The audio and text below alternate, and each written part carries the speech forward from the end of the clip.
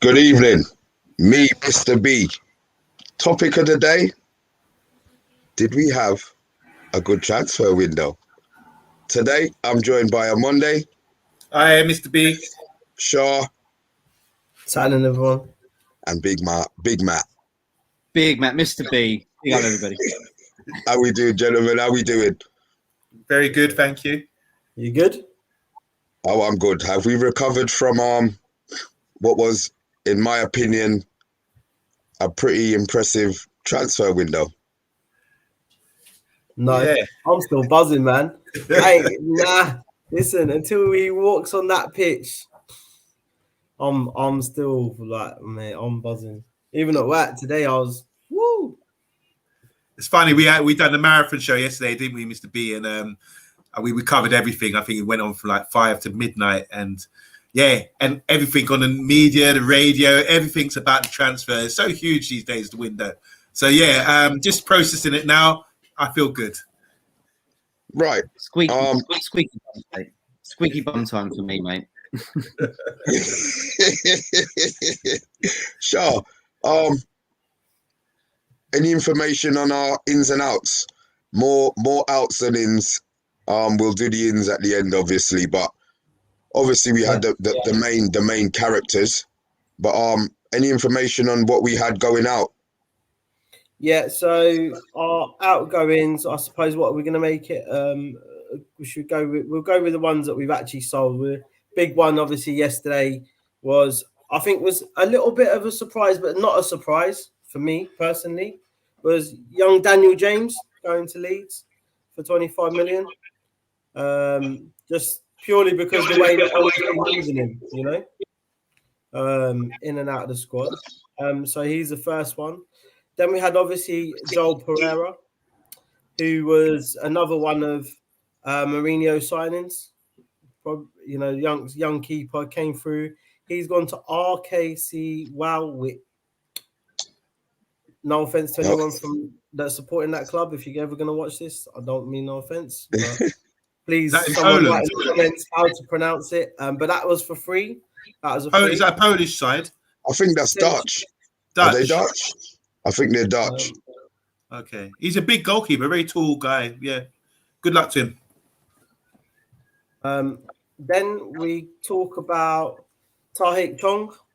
Obviously, he's had some great pre-season, scored goal, got put out on loan, Birmingham City. They've just signed Troy Deeney as well. Yeah. So it'll be interesting to see how he acts in front of that. You got Facundo Palestri. Obviously, I think a few of us wanted him to stay. He had a great pre-season as well. He's gone to Alaves or back on loan. Obviously, the Axel back to Villa again. He's gone out there on loan again just to maybe get that game time in that he's not going to get. And obviously, he's gone down the pecking order a little bit with the introduction of Varane. Andreas Pereira. He's gone to Flamengo. I believe that loan deal is a deal that could turn into a buy. Brandon Williams, Norwich City. He's on loan there. Had a good first game from what I hear. Sergio Romero released. Young Charlie McCann, Rangers, £792,000. We had little young Max Taylor as well, who went to Rochdale. Arnaud Pugamal, who went to Almeria for free. And Will Fish, another one of these young defenders that we've got, who's also gone out onto loan to Stockport. Pretty much that covers our first team and our under-23s and our young sort of generation academy players that are going to be coming through. Oh, that's good. Thanks for that. Sorry, what about Ghana? Joe, Ghana. Hold on one second. I missed it. Oh, sorry. Yeah. No, apologies. I missed a few more. There was a few more lines in my Excel sheet. So, Jacob Carney's he's gone to Sunderland. Mark Helm, Reece Devine. Mark Helm's gone to Burnley for free. My flow's just messed up now, isn't it? There we go. Reece Devine, he's gone to St Johnstone on loan. James Garner on loan to Nottingham Forest. Dylan Levitt gone to Dundee United on loan, and Ethan Galbraith has gone to Doncaster on loan. He's gone to Dundee, yeah? Levitt's gone to Dundee. Yeah. I wonder if he's gonna play. That's gonna speed up his. That's gonna speed up his introduction to football if he's playing in Dundee, boy. Yeah, it's quite interesting. He plays as a midfielder, doesn't he, or a left back? Yeah. What Dundee is it? Pardon? Dundee United or Dundee FC? Oh no, Dundee United. Yeah. Okay. Dundee United or Dundee? Which one?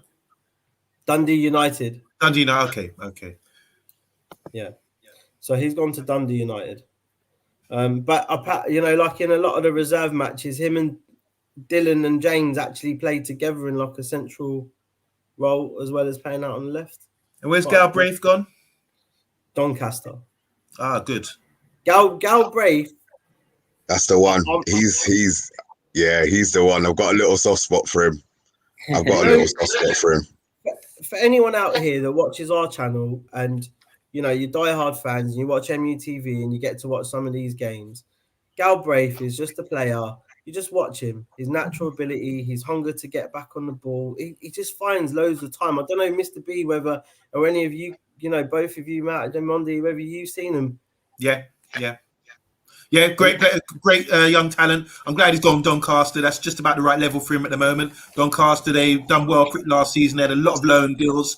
Even a guy called Taylor Richards, who's now back at Brighton and started his game there. They had, who's the guy from West Brom? Darren Moore was manager of Doncaster last season, and then he went off to Sheffield Wednesday towards the end of the season. But I thought Darren Moore was influential. He knew a lot of young players. They had a lot of loanees, and they played a lot of good football. So once again, they're doing the same thing, it seems, with the loanees. And one thing with Doncaster, they do play their game. They play their youngsters, and you can go and tune in. I'm subscribed to Doncaster on YouTube, so you can check up on them. And I also be checking up on Dundee Levitt as well. So I'll be looking for him now, just making a few notes. So yeah, that's a good, quite some good loan deals there. Hopefully the boys will get some good development. That's it. And there's still a few more to go yet as well. You got Nathan Bishop's gone to Mansfield. Deshaun Bernard has gone to Hull City on loan. Damani Mella, who's a striker, has gone to Salford City. Ethan Laird has gone to Swansea City. And Paulo Traore has been released. Yeah. Who got released? Traore. Have we got any youth players? Have we just loaned them all out? It's like that's the class of last year. Now we've got a new bunch come in playing under 18s. So these guys, you can see who's probably got the potential. The ones that are going out on loan are probably the ones who've got a little bit of potential and can maybe do something in the future. Like we're saying, they do release a lot of players. Some of these guys they just go off into the sunset. Not into the sunset, but hopefully to develop into like pro footballers somewhere else. Just one message on the screen here from Football Fox 483. Somebody who I haven't actually seen. So welcome if you're new to the channel. Hope you've subscribed. I hope you've liked the fact that you're here. Spread the word. He's just asking us to talk about Daniel James. So we can give that a couple of minutes. I'm going to say my point first, and I'll leave the panel to roll on. Daniel James wasn't good enough for Man United, in my opinion. I don't think he's ever going to be good enough for what we want. But it's going to be interesting to see if his game changes under Bielsa, because Bielsa's a coach. So obviously, the way that the Leeds players have all stepped up, obviously, Bielsa's got them playing away. I just want to see if there's any changes to his game, if I notice, because right now we call him the Flash. 100 miles an hour straight line. So it's going to be interesting to see if he changes that. Monday, what do you think about that? What do you think about I totally agree with you, Mr. B. I think that maybe he wasn't suited for Man United at the moment. The only thing is, you've got attributes. He's extremely fast, but he needs to slow down with his IQ and play with his head up, because with that sort of pace, you could be so much more dangerous. And time he runs better, make you find the ball a lot better. And these are the things that he needs to develop. And I wish him all the best. He put a good shift for United. He's got a good heart. He works hard.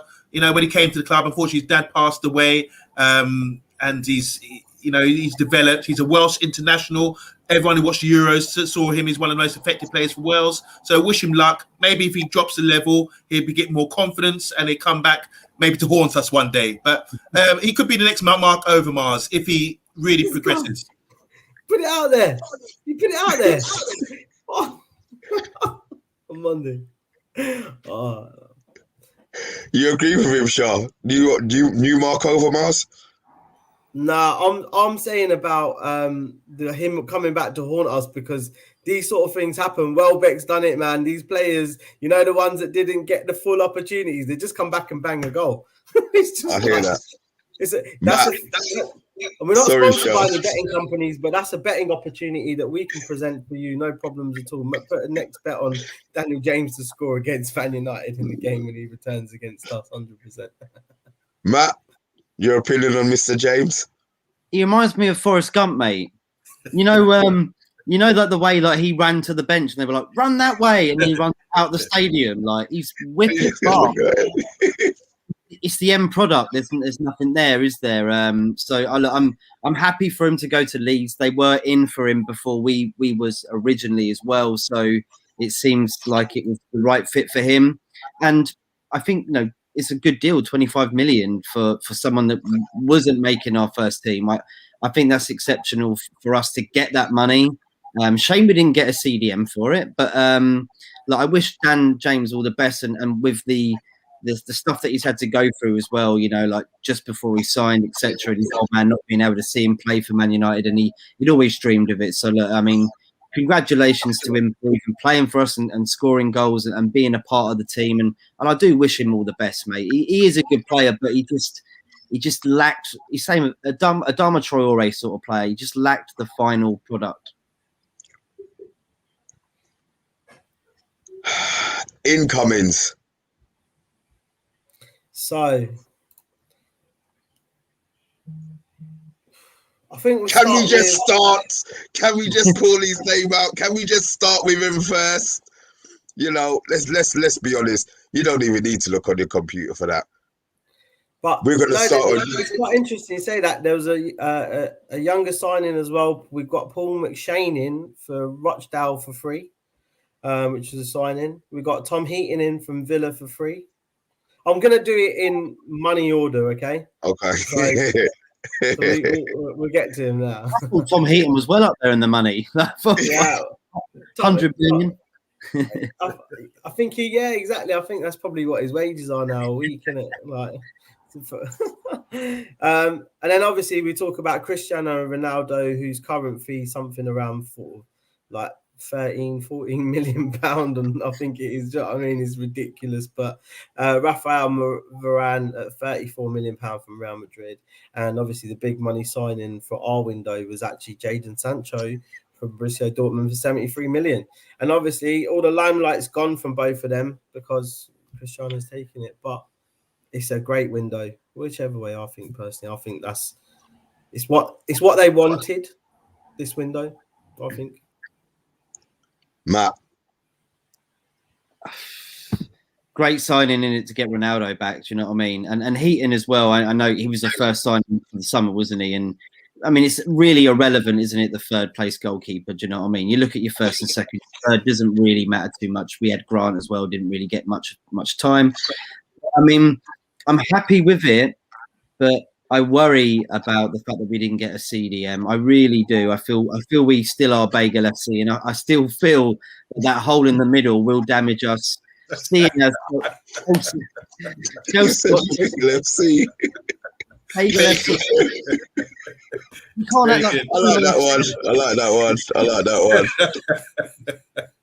But yeah, you can't, mate. You can't. I mean, Niguez going to Chelsea as well for 5 million loan deal, and then the possibility of buying him next season. We were looking at him for a long time. I just feel like that we should have looked at that maybe as well as getting Ronaldo in. I think that was a loss for us personally. I mean, my thoughts on it, I'm going to save until I speak to him on. Oh, sorry, wrong side. Until I speak to him Monday. So Monday, I want your opinion on the transfer window. So the players coming in, I think it's like one of the best windows we've had in a long, long time. It's inspired a lot of fans. We seem to have forgotten about what happened few months ago with the pitch invasion and all the upset and drama that went on. So they've satisfied us for now. Where our bellies are full, we're satisfied. We're sitting back. Just to add, if you're part of the Man United agenda, you can get free 25% discount from Solo's shop, Suit Shop. Thanks, Adam. Yeah. Anyway, as regards to the players we brought in, I think it started off with Varane, Sancho, and I was really happy about that. If we would have stopped there, that would have been like enough for us, because I thought we would have had enough. But to add like that little cherry on top, which is Ronaldo, which happened in the last few days of the transfer window, and it just blew up. It's been all over the media, everywhere. It's just caused extra excitement. For him to come back to us, it means a lot, and I think he's coming back to be a winner. So hopefully, all you fans who've had a bit of a drought, we've been a bit of recession here for the last 8, 9, 10 years. Hopefully the good times are coming back. Ronaldo will really step it up. The fans, Shah, I know you're going to be going to all the home games. I'll be watching from my season ticket here, and I'm really excited to be part of the Man United agenda and following this season, because this season is going to be hot based on the transfers. So the transfer market has been, as they say, wicked.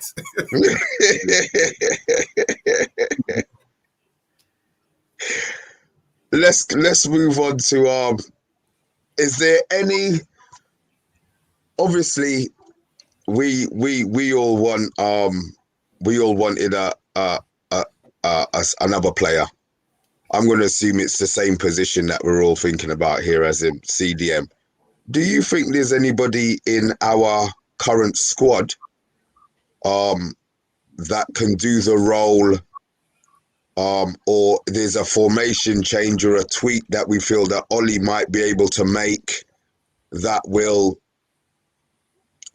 give us that boost or that impetus to move forward? Because the first game we thought we were great. We played Southampton, we thought we were bad, and we weren't, performance-wise, we weren't great against Wolves. Is there anything that we can change? Do we think we can? Is there anything that we think we can alter? I'm going to go with you, Amundi. Sorry, I'm going to go with you for that one. Oh, me first, yeah? Yeah. All right. I'm going to punch this out as quick as I can. Judging by the 3 games, like you said, that's the only thing we can assess it on. I think we need to have Bruno with that shape we've got the players there. I don't really want Fred in. I think Donny van der Beek needs to come in. Why? Because he can pick up the ball. He's relaxed on the ball. He doesn't feel pressured, and he can distribute the ball better. I think Bruno, in that shape that we have, stop playing as a number 10 so high. Sort of come back when we've got the ball. Come a bit deeper. I know you're making these runs over the top, but leave that to the other players now. Ronaldo's there now. He's the one that can orchestrate the front line. I want Bruno to come a bit deeper so we can build the ball. Because if you notice, the goals we've been scoring, we're playing Lindelof's pass, bypassing their midfield. Pogba, first time pass, bypassing their midfield. Where's the guy in the lines picking up the ball within the lines? You know what I'm saying? Fred and those guys can't pick him out. So put down Donny van der Beek in there so Bruno can come deeper, pick it up in between the lines so we can start playing and keep the ball with retention. As we saw against Wolves the other day, we were given the ball, they were pressing as soon as they went into midfield, and then they were on the attack. And we had players like Toure running at us. So to avoid that, Bruno, come deeper so you can receive the ball, 2 feet, back to goal, and pop it off and start playing a bit more ball retention. So ball retention players, Donny van der Beek in for Fred with Matic or Pogba. So Donny van der Beek, Pogba, this can work.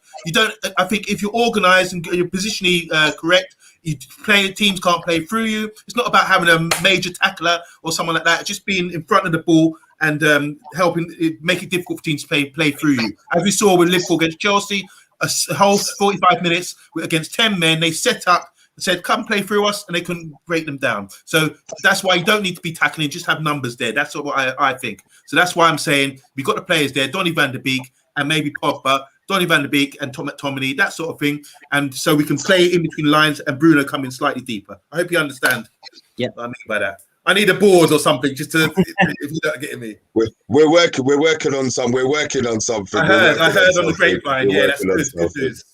Sure. Firstly, I think with these signings, we've got senior players, something that the squad has got, but not winners like this. Varane, Cristiano, that is championship, world class, winning players that we've added to the squad. And the reason why I'm mentioning this is, we've always talked about mentality. We've talked about what's happened, the effects of lockdown, the effects of people being stuck, having to train. We were there on the match on the first day. We were there at Wolves. The atmosphere is mad because everyone's together. The energy is crazy.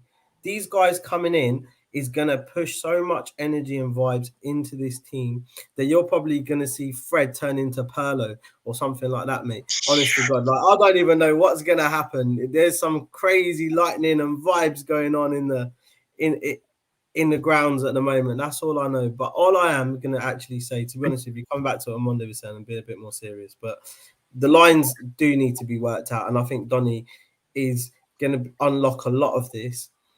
I think the problem as well that when Ollie plays, I don't know what it is. I think Pogba's better on the left. Like when I've seen him physically, even on the pitch as well, I think he's just a bit better on the left. And I think him and Bruno link up better there. When you see him on the left, Bruno tends to stay a little bit deeper.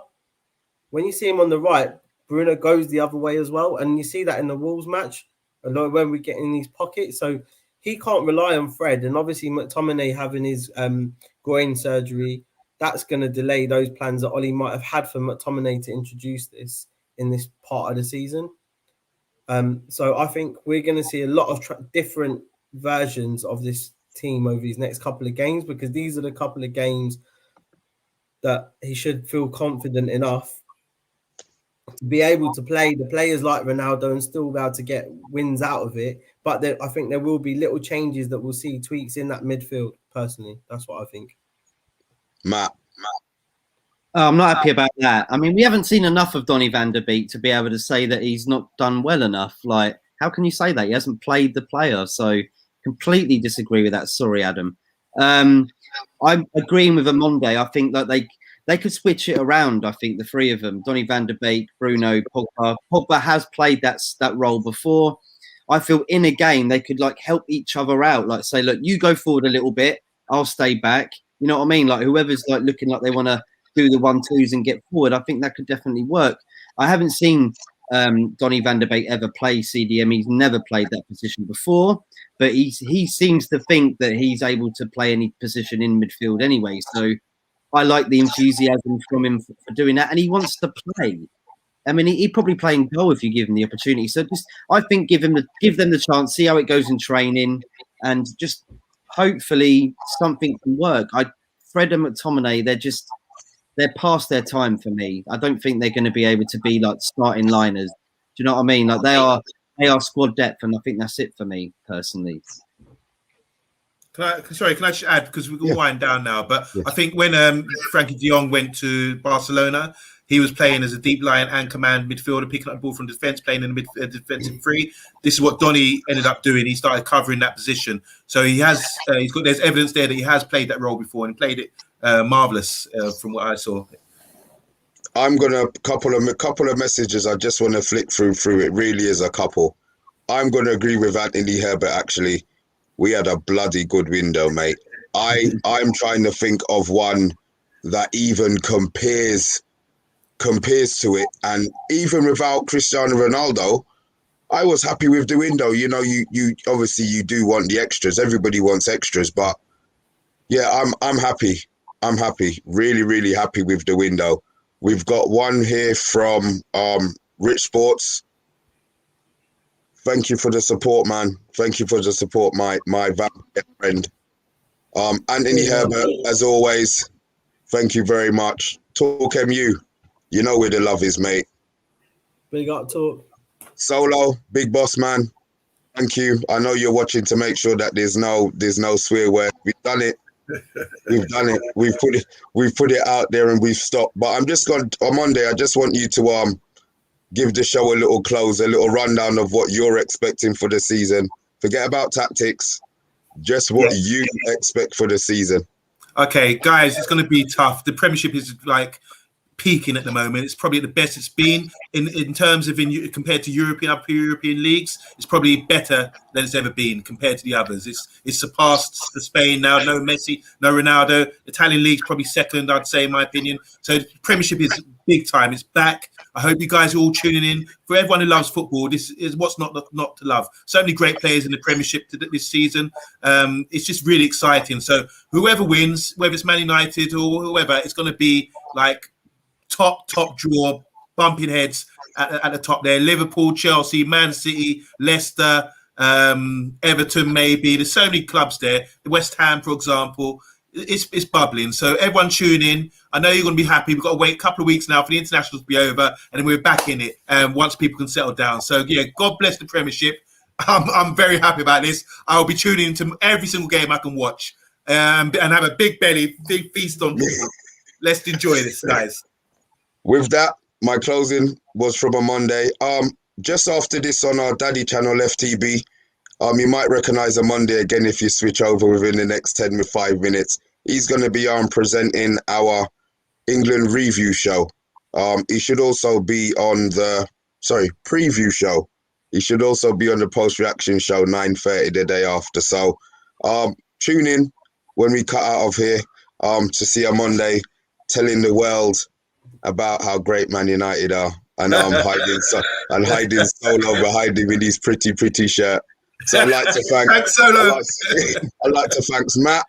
As always, thank you very much. Shah, as always, thank you very much. We need to see more of you, man. Monday, as always, my partner in crime. Thanks, Matty. Thanks, Shah.